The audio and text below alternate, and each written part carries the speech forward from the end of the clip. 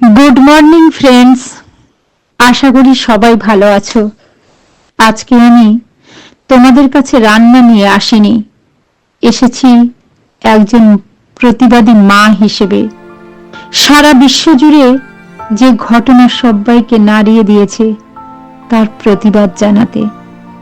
এসো বন্ধুরা, আমরা সবাই হাতে হাত কাঁধে কাঁধ মিলিয়ে সকলের স্নেহের আদরের তিলোত্তমা অভয়ের জন্য প্রার্থনা করি, যাতে উনি না ফেরার দেশে খুব খুব ভালো থাকেন।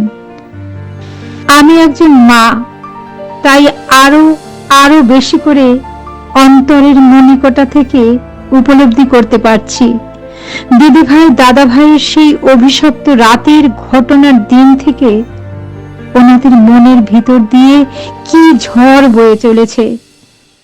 ঈশ্বরের কাছে প্রার্থনা করি ওনাদের শক্তি দিন এই কঠোর নির্মম পরিস্থিতি সহ্য করবার।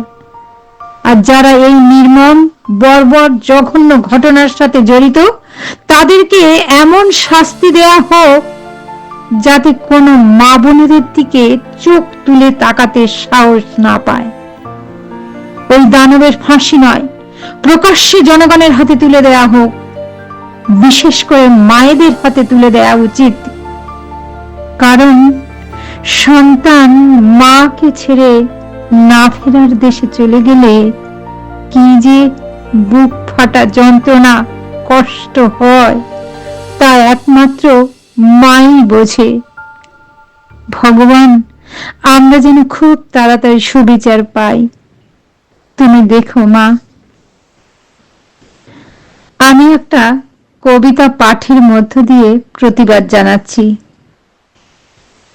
কবিতাটির নাম মোমবাতি। সংগৃহীত কবিতা।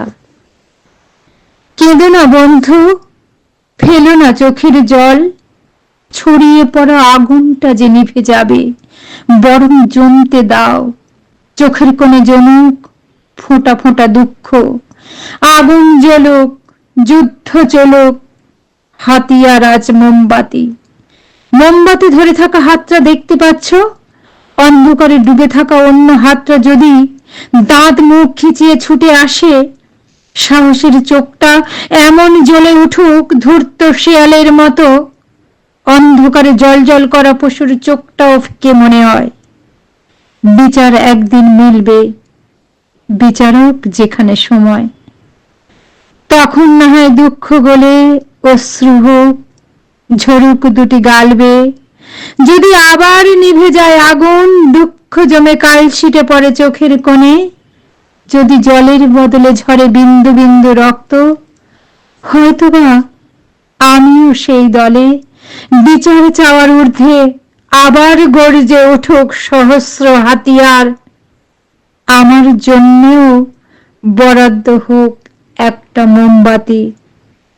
একদিন হবেই বিচার, যেখানে সময় বিচারক। ধন্যবাদ।